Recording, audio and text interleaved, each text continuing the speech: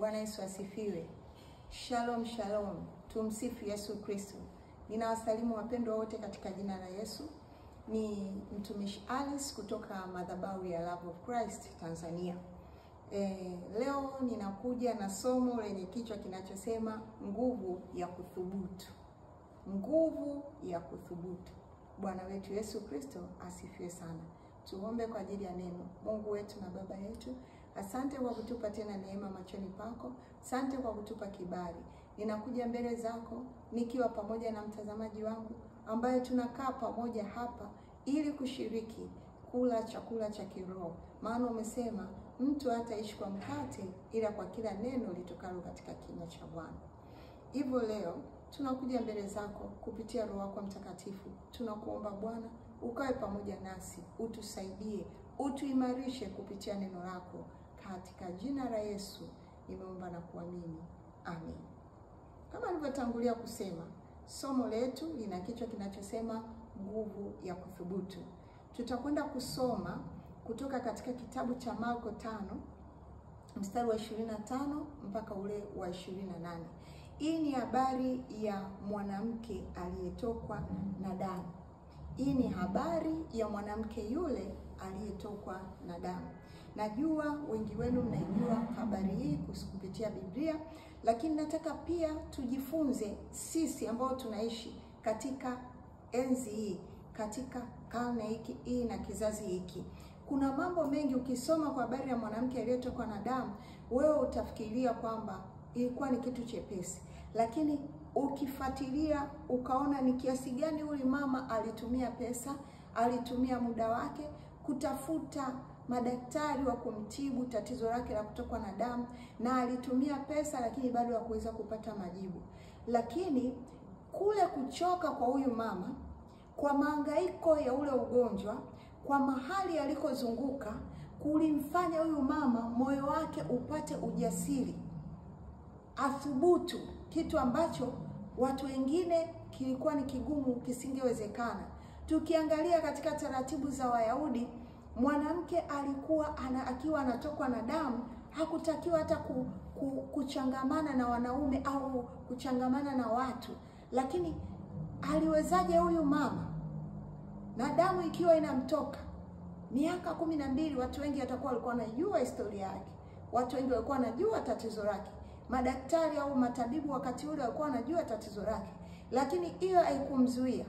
Aliposikia habari ya Yesu aliamua kuthubutu. Tusome.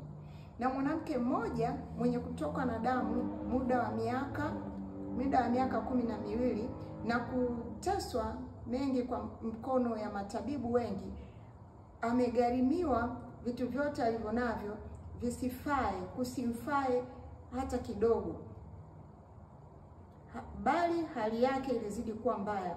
Aliposikia habari ya Yesu, alipita katika mkutano kwa nyuma, akaligusa vazi lake, maana alisema nikiagusa mavazi yake tu nitapona. Mara chemchemi ya damu yake ikakauka, naye akafahamu mwilini mwake kwamba amepona msiba wake. Bwana asifiwe. Huo ni mstari wa 29. Hakuona kuna kitu kingine kinaweza kumsaidia zaidi ya yeye kuchukua hatua kama yeye. Hakujali ni jambo gani litaenda kumtokea baada ya kuonekana akimgusa Yesu, lakini alifanya maamuzi ambayo tunayaita ni maamuzi magumu. Akagusa pindo la vazi la Bwana Yesu na akapokea uponyaji wake. Leo hii tunapoisoma habari hii, una jambo ambalo unatakiwa ulifanye. Kuna mahali unatakiwa ufike. Kuna maisha unatakiwa uyabadilishe wewe kama wewe, lakini una uthubutu ndani yako. Una uwezo wa ndani, maana uthubutu ni yani ni uwezo ambao uko ndani, sio nje. Uthubutu sio maneno. Kuna msemo siku hizi nasikia mtu akimwangalia mtu anacheza anasema da, hapo anapocheza najiona kama na mimi naweza kucheza hivyo. Yani ndani huko unaona anacheza, lakini kunyanyuka akajitikisa hana uwezo wa kucheza kama yule anapocheza. Bwana sifiwe. Mambo mangapi umesema umeahirisha kwenye maisha yako? Nitafanya mwaka kesho, nitafanya mwezi wa 2, nitafanya mwezi wa 4, nitafanya mwezi wa 7, nitafanya mwezi wa 11. Miaka yako inazidi kwenda, umri wako unazidi kusogea, nguvu za mwili zinazidi kupungua. Unaweza ukawa unamjua Bwana, unaweza ukawa unanena kwa lugha, unaweza ukawa unafunga kwa wiki mara 3 kama alivyokuwa akisema yule Farisayo. Unaweza ukawa unakesha na kusoma Biblia mwanzo mpaka Ufunuo.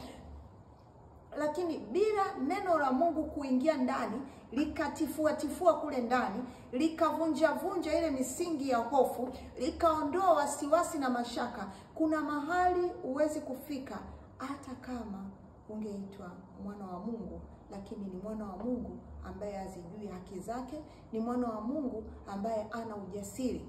Bwana wetu Yesu Kristo asifiwe sana. Lakini ukumbuke kwenye kitabu cha Isaya, kwenye kitabu cha nabii Isaya 52 mstari wa 11 na ule wa 12, nataka nikusomee kitu hapo. Mstari wa 11 unasema, ataona mazao ya taabu ya nafsi yake na kuridhika. Kwa maarifa yake ataona mazao. Ni mstari wa 11. Yes. Anasema kwenye Isaya 52 mstari wa 11 anasema, nendeni zenu, tokeni huko, msiguse kitu kichafu, tokeni kati yake, iweni safi nyinyi mnaochukua vyombo vya Bwana, maana mtatoka kwa haraka wala hamtakwenda kwa kukimbia. Hamtatoka, anasema, maana hamtatoka kwa haraka wala hamtakwenda kwa kukimbia, kwa sababu Bwana atawatangulia na Mungu wa Israeli atawafuata nyuma awalinde. Hapa anasema inawezekana katika kile unachokiendea unaweza usitoke kwa haraka, sababu vitu vya kimungu huwa sio vya ghafla tu, yani sio vya kukurupuka, vinaenda hatua kwa hatua. Kadri unavyolisikia neno la Mungu, ndivyo ambavyo unakuwa hatua zako za kiroho, ndivyo ambavyo unajawa na ujasiri wa kimwili. Kuna nyenzo au kuna nguvu ambayo unaipata inaweza kusaidia kuthubutu, na nguvu hiyo inapitia katika maeneo matatu. Kwanza ni nini unachokisikia, pili ni nini unachokiona, tatu ni uwezo gani wa ndani. Ni nini unasikia, ni nini unaona, ni uwezo gani wa ndani ya akili zako na moyo wako. Baada ya kuwa umesikia na umeona kitu, ni uwezo, umekuwa na uwezo mkubwa ndani yako kiasi gani wa kufanya maamuzi. Bwana wetu Yesu Kristo asifiwe sana. Shida sio mahubiri, shida sio kusikia neno la Mungu, shida ni namna gani umelibeba ndani yako, ndani ya moyo wako. Ni namna gani unaliamini ili neno la Mungu baada ya kuwa umelisikia. Ni namna gani unaona kuanzia ndani yako. Maana ndani yako unachokiona ndicho kinachotupa matokeo kwamba wewe ni mtu wa namna gani.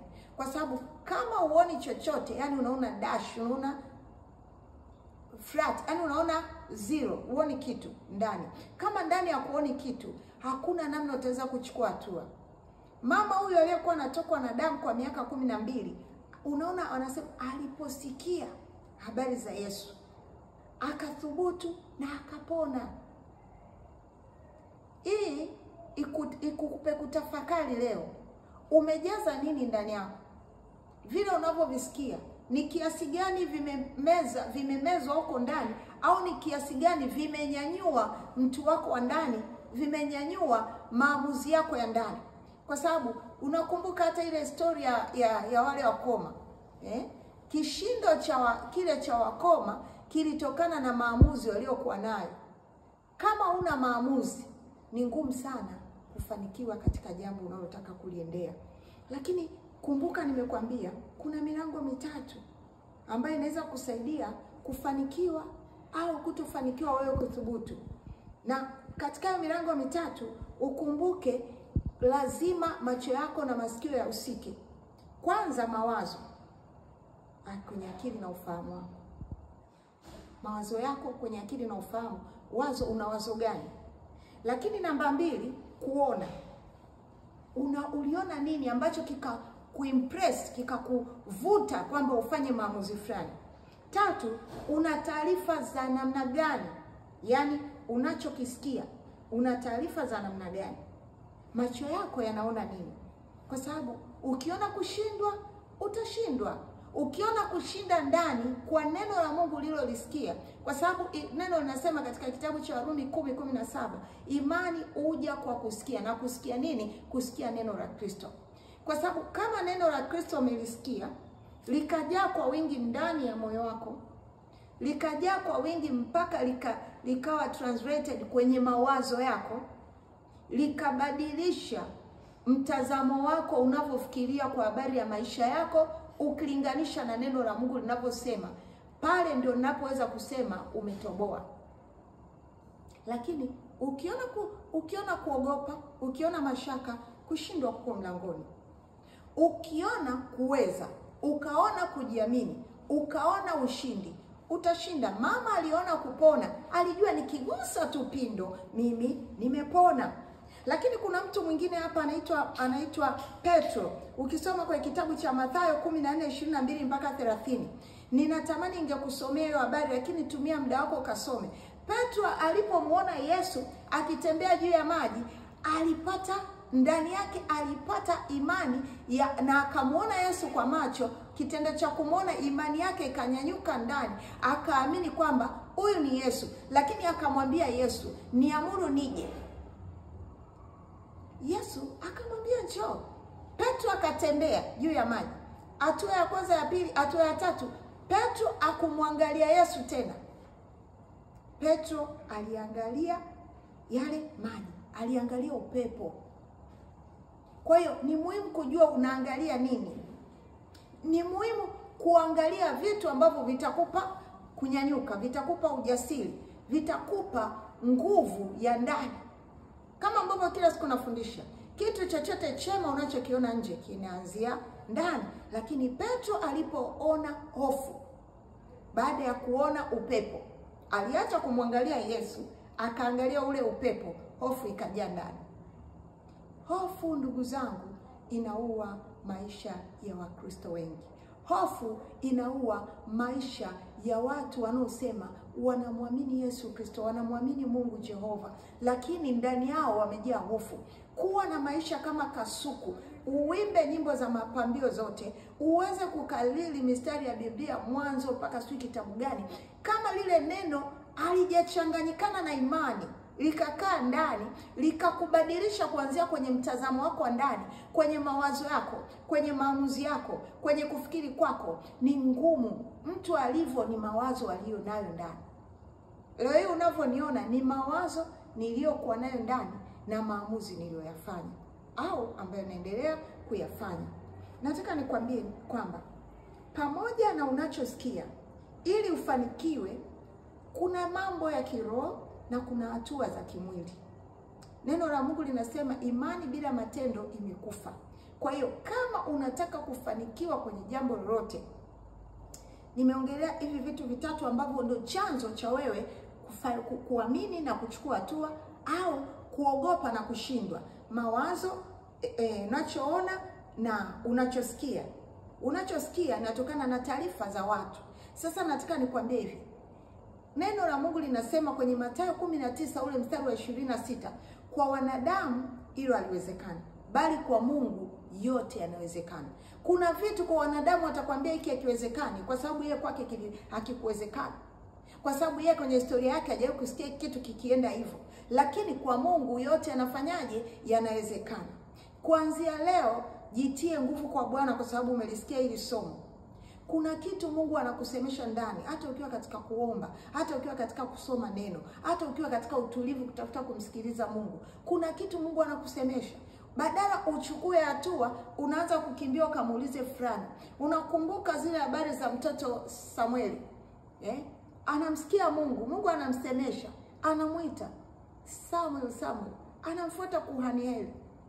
Anaenda kumuuliza, umeniita? Na wakati huo kuhani Eli hakuwa na jibu lolote la kumpa mtoto kijana Samueli. Kaza kumpenda Mungu. Tafuta uso wa Mungu. Acha uvivu. Acha kupenda kutafuniwa. Unajua watoto wadogo, anataka mama yake amtafunie nyama kwa sababu bado hana meno yenye nguvu. Matokeo yake mama akikutafunia, anakuwa amechakachua vingine. Unakula nyama lakini ule utamu na ile supu imeshaondoka. Jifunze kusimama kwa miguu yako, jifunze kutaka kumsikia Mungu kila wakati.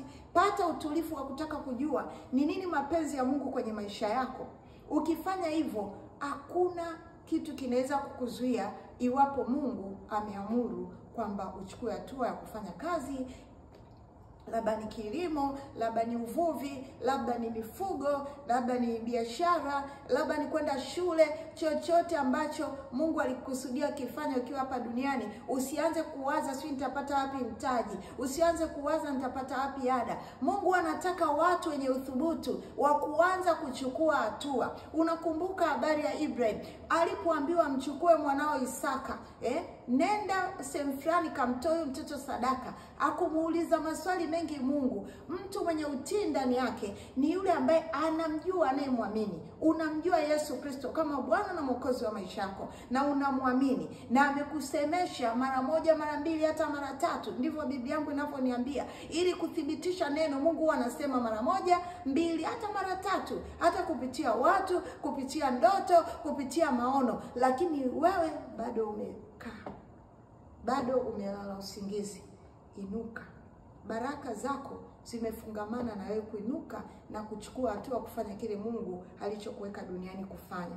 Mfano wangu wa mwisho unatoka kwenye kitabu cha Marko 10:46 mpaka 52. Ninajua wengi wenu mmesoma habari za Bartimayo kipofu. Na kwa nini nimetoa mfano? Kwa sababu huyu Bartimayo wakati amesikia habari za Yesu, akajitia nguvu, alianza kumuita Yesu. Yesu mwana wa Daudi unirehemu, Yesu unirehemu. Wakamwambia usimpigie kelele. Nachotaka kukuambia nini? Wapo wavunja moyo kwenye maisha, wapo wakatisha tamaa, na kama ambavyo Mungu ameweka destiny helpers kwetu, ndivyo ambavyo na shetani anaweza akakuletea watu ambao wapo kwa ajili ya kuvunja au kuharibu kusudi la Mungu kwenye maisha yako. Bartimayo hakukatishwa tamaa, alisonga mbele. Hakujali wanasema nini. Na walivyo watu wa ajabu, baada ya kusikia Yesu anasema mwiteni, wakajidai jipe moyo mkuu, wakamtia moyo. Inuka ufanye kile Mungu amekuweka duniani kufanya.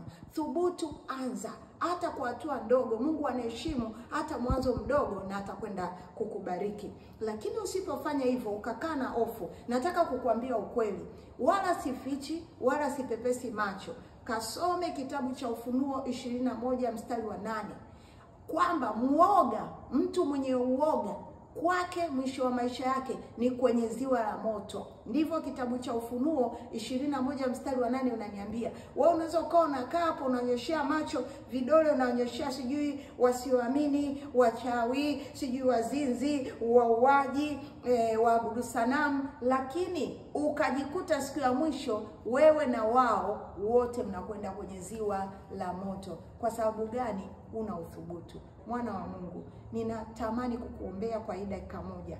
Kataa roho ya hofu, kataa roho ya wasiwasi, kataa mashaka. Unapovikataa hivyo vitu, utajaa ujasiri kupitia neno la Mungu. Tii sauti ya Mungu pale anapokutuma au anapokuelekeza kufanya kitu fulani, maana katika hicho unachoambiwa ndiko ziliko baraka zako. Mungu awabariki. Tuombe kwa ajili ya neno na kwa ajili ya wale wenye hofu.